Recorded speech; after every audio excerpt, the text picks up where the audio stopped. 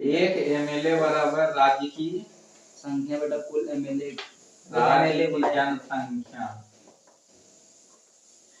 एक एमएलए बराबर राज्य की जनसंख्या कुल एमएलए इंटू 1000। तो बिहार पहले लिख लेते हैं। बिहार के एमएलए की संख्या कितना है? 243। बिहार की जनसंख्या लगभग 14 करोड़।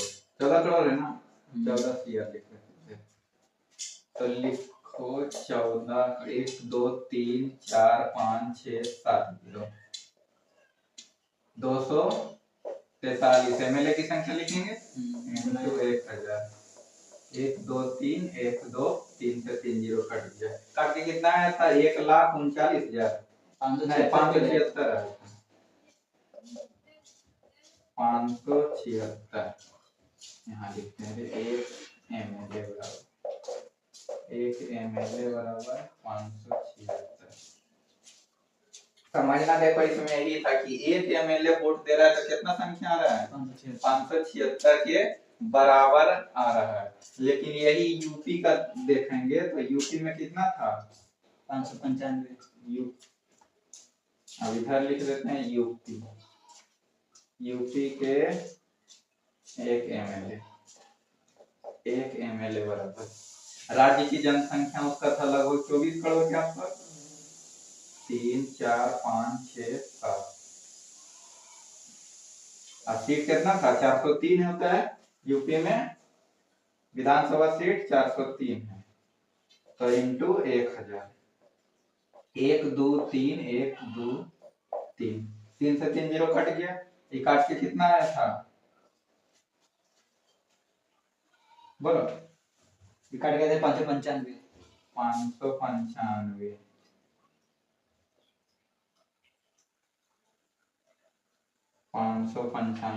अब इसी में मल्टीप्लाई किए थे 243। कुल सीट कुल का निकालेंगे ना तो 243 का आया था 1,39,000 कुछ आया था ना? हाँ 1,39,768। कौन? यूपी का बिहार का। इसका आया था 2,39,768। उसका 968 का 968 है। 2,39,768। तो देखो अलग अलग राज्य के एमएलए अगर वोटिंग राष्ट्रपति को वोट करता है तो उसका प्रभाव क्या है? अलग अलग है। यहाँ देखो 576 के बराबर है, यहाँ 595। तो इसका पावर ज्यादा नहीं लग रहा है? ज्यादा जनसंख्या इसके पीछे तो ज्यादा शक्ति रहेगा, इसका कम रहेगा।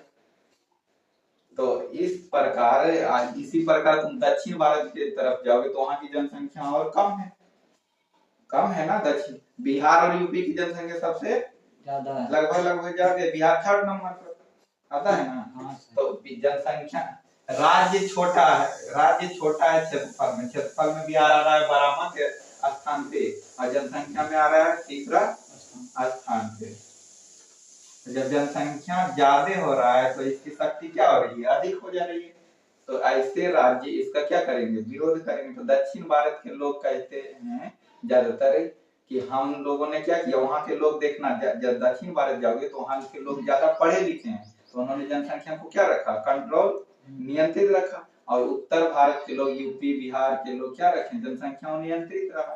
तो यहाँ क्या दिखा रहा है? दिखा रहा है अलग जो जनसंख्या नियंत्रित रखा उसकी संख्या लोकसभा सदन में जो है क्या है? ज्यादा प्रभाव दिख रहा है। तो यह तो घाटा हो गया ना। तो ऐसे में जो जनसंख्या कम रख रहे हैं घाटा कैसे होगा? घाटा नहीं हुआ। इसका प्रभाव जनसंख्या का क्या है? अधिक है ना। तो इसके वोटों की महत्ता क्या है? अधिक हो जाएगा। तो जनसंख्या अधिक है तो वोट की महत्ता अधिक हो जाएगी। जिस राज्य का जनसंख्या कम है उसकी वोट की महत्ता अधिक है। तो काम तो अच्छा वही किया जो राज्य जनसंख्या कम है, जनसंख्या नियंत्रित रखा है। समझ रहे हो? तो उस अनुसार तो वोट का महत्व ज्यादा होना चाहिए। तो उसका तो भी होगा ना सभी का की जनसंख्या ज्यादा है तो वोट का महत्व है, बाकी उसका कुछ तो होगा। वैसा नियम नहीं, वैसा नियम लगना चाहिए कि एक निश्चित जनसंख्या हो। जितना जनसंख्या है उसकी एक निश्चित जनसंख्या ले। 10 करोड़ रख ले कि इससे ज्यादा की जनसंख्या काउंटिंग हम किसी राज्य में नहीं करेंगे होने के बावजूद। तो ये वोट का प्रभाव क्या है, अलग अलग दिखा रहा है। तो ऐसे में वो राज्य क्या कर रहे हैं, जनसंख्या को कम कर रहे हैं, वो भी क्या कहेंगे कि हम जनसंख्या अधिक बढ़ाएंगे, क्योंकि हमारे वोटों का प्रभाव क्या है, कम रहता है।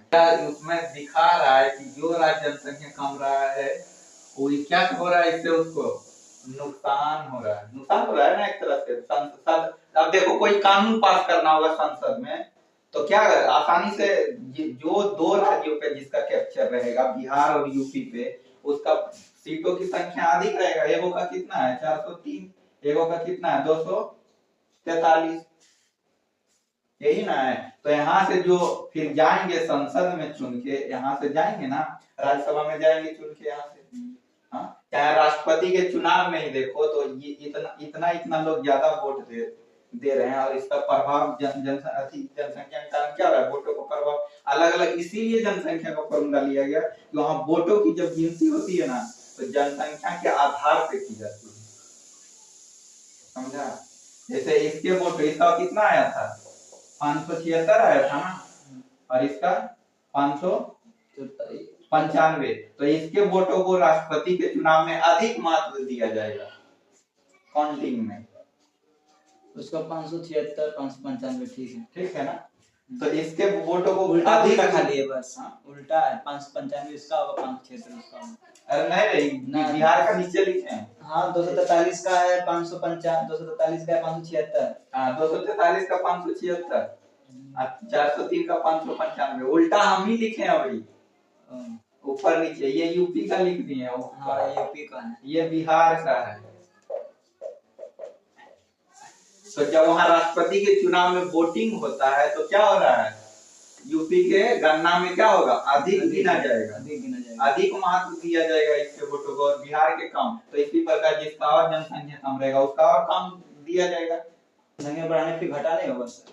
तो इससे इस घाटे से तो बचना चाहिए ना, अगर ऐसा कोई नियम लागू नहीं है। यही तो सोचने वाली चीज है कि अगर नियम लागू नहीं जनसंख्या पे, तो इससे क्या हो रहा है, जिन राज्यों को घाटा हो रहा है जनसंख्या बढ़ने से, उनको सदन में क्या दिख रहा है, कोई राष्ट्रपति के चुनाव में वोट देने आएंगे तो यूपी वाले क्या है, और यूपी वाले बिहार वाले वोट देंगे तो राष्ट्रपति आसानी से नहीं जीतेगा। तो इसलिए देखना देश की सरकार भी ज्यादा नियंत्रण कहाँ चाहती है, यूपी बिहार में। किसी को अगर केंद्र में सरकार बनाना तो नियंत्रण कहाँ चाहती है, यूपी और बिहार में अधिक से अधिक बहुमत से जीतना चाहती है, इसीलिए क्योंकि यहाँ की जनसंख्या क्या है, अधिक यहाँ की। इसलिए सरकार कहाँ चाहती है, किसी को सरकार बनाना होता है तो बिहार और यूपी में आके ज्यादा करते हैं। मोदी जी कहाँ के, गुजरात के, लेकिन चुनाव कहाँ से लड़ते हैं, बनारस से, यूपी में आके लड़ते हैं। अब इसी प्रकार निकालेंगे एमपी सांसद के वोट, उसके लिए फॉर्मूला होता है एमपी बराबर टोटल एमएलए, कुल एमएलए बराबर कुल एमएलए बटा कुल एमपी। बस इतना ही लिखो इसमें। आर्टिकल 55, 54 खत्म हुआ, 55 में है कोटा। कोटा में भी फॉर्मूला है, उम्मीदवार कुल उम्मीदवार +1 वोट लिखना, कुल वोट। इसका खाली फॉर्मूला है, इसमें समझना कुछ नहीं, इसमें पूछना भी कुछ नहीं, इसका पूछता है नहीं।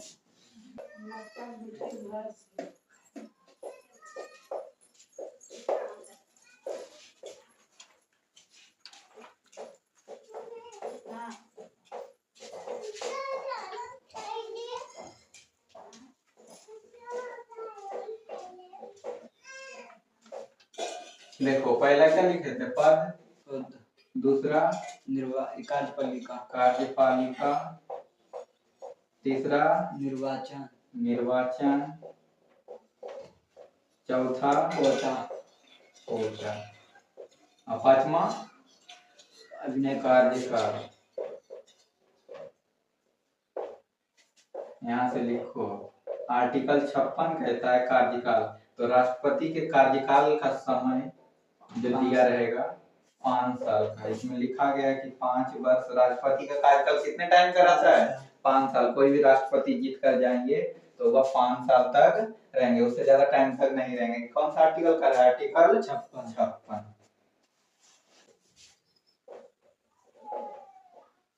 आर्टिकल 57, आर्टिकल 57 में कह रहा है दोबारा, मतलब कोई एक बार व्यक्ति कोई राष्ट्रपति बन गया और उसका मर्जी है कि अगला बार भी चुनाव लड़े, तो अगला बार भी राष्ट्रपति बनने के लिए चुनाव लड़ सकता है, दोबारा भी चुनाव लड़ सकता है। तो आर्टिकल 57 के अनुसार दोबारा चुनाव में चाहे तो खड़ा हो सकता है और राष्ट्रपति बन सकता है। आर्टिकल 58, आर्टिकल 58 में क्या बता रहा है? योग्यता,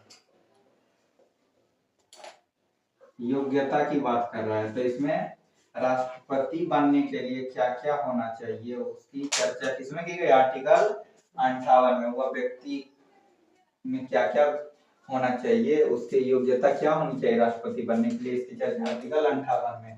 तो इसमें कहता है कि वह व्यक्ति का कहाँ का हो? भारत का नागरिक हो, खाली भारत का ना हो, भारत की नागरिकता उसको मिली होनी चाहिए, रहनी चाहिए। हाँ, उसकी एज उम्र एज 35 साल कम से कम होनी चाहिए। इससे अगर किसी का एज नीचे है, इससे कम एज का है, तो वह राष्ट्रपति पद के लिए योग्य नहीं होगा। कम से कम उसका मिनिमम एज कितना रहना चाहिए? 35 साल, अधिकतम दिया नहीं गया है।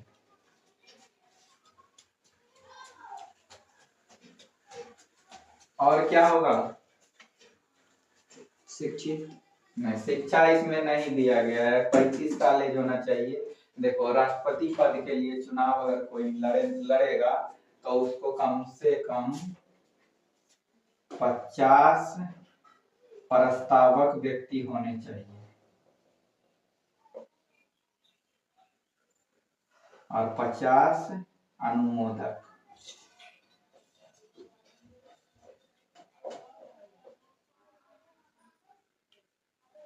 कितने होने चाहिए प्रस्तावक?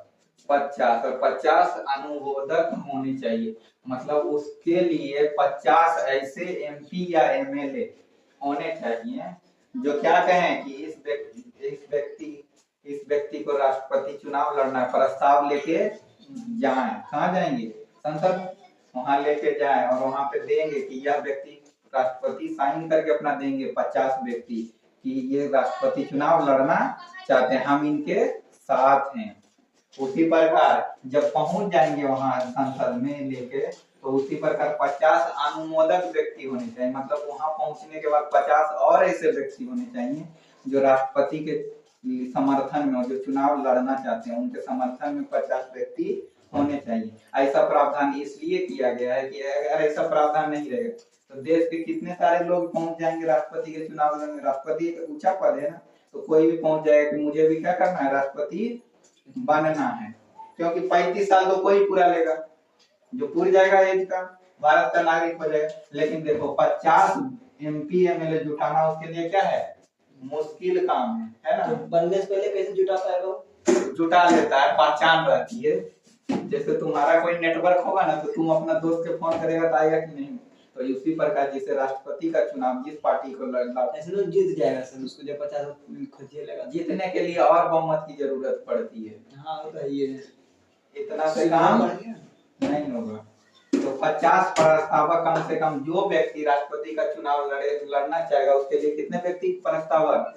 50 और अनुमोदक। वहां पहुंचने के बाद फिर 50 व्यक्ति साइन करेंगे अलग से। ये सेम व्यक्ति नहीं होंगे। कितने व्यक्ति हो? 70 पड़ रही टोटल 100 व्यक्ति की लगभग। तो 50 व्यक्ति अनुमोदक होंगे। वहां पे जाने के बाद कहेंगे कि हम ये राष्ट्रपति का पद, राष्ट्रपति पद के लिए चुनाव लड़ना चाहते हैं, हम इनकी ओर से साइन करते हैं, अपना सहमति देंगे वहां पे। तो 50 प्रस्तावक चाहिए, 50 अनुमोदक चाहिए और योग्यता होनी चाहिए 15,000 रुपया। चुनाव जब लड़ने जाएंगे तो सिक्योरिटी मनी के रूप में सिक्योरिटी मनी के रूप में वहां जमा करवाएंगे। कितना? कौन खोज रहे हैं?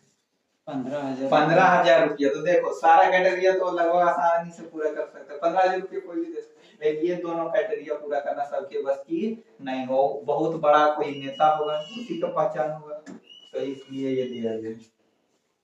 तो कितना? 15,000 रुपये सिक्योरिटी मनी होनी चाहिए। ये तुम नीचे लिखना, हम ऊपर लिख दे रहे हैं, ठीक है, इसके नीचे। और चुनाव लड़ने के बाद, चुनाव लड़ने के बाद कम से कम मिनिमम वोट, जितना वोट पड़ा है उसका 1/6 वोट प्राप्त होना उस व्यक्ति को अनिवार्य है। अगर नहीं 1/6 वोट प्राप्त होता है तो उसका सिक्योरिटी मनी 15,000 रुपया जो दिया गया वो क्या कर लिया गया? जब्त कर लिया जाएगा, उसको वापस नहीं लौटाया जाएगा। तो इससे कुछ फर्क पड़ेगा? पड़ेगा फर्क। ये अमाउंट तो छोटा दिख रहा है, एक बड़े आदमी के लिए अमाउंट छोटा दिख रहा है, लेकिन कोई व्यक्ति, जो व्यक्ति जाएगा राष्ट्रपति चुनाव लड़ने के लिए, उसके लिए 15,000 पैसा कोई मैटर नहीं करता है उसके लिए ज्यादा, लेकिन उसके इज्जत पर क्या पड़ेगा? प्रभाव पड़ेगा।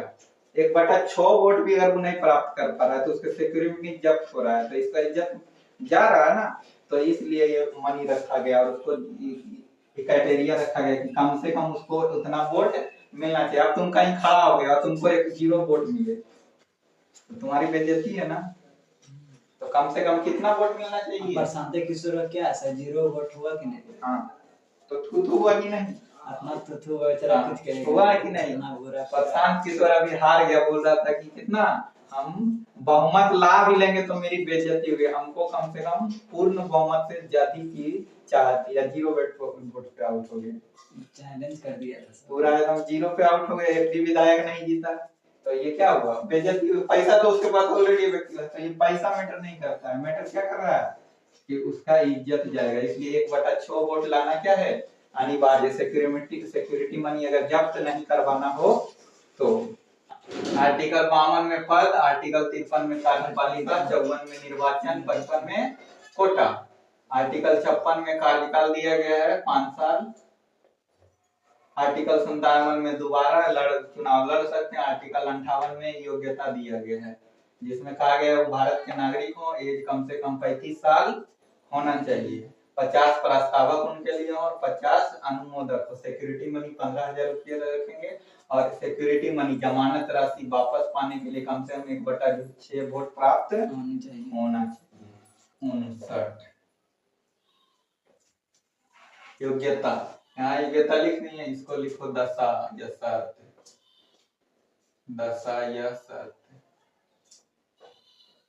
इसमें कहा गया है आर्टिकल 59 में कि वह पागल ना हो, दिवालिया ना हो। अब पागल आदमी का राष्ट्रपति बनाएंगे? नहीं ना बनाएंगे। ऐसे भी वो पिछला वाला क्राइटेरिया अनुमोदक प्रस्तावक वाला नहीं।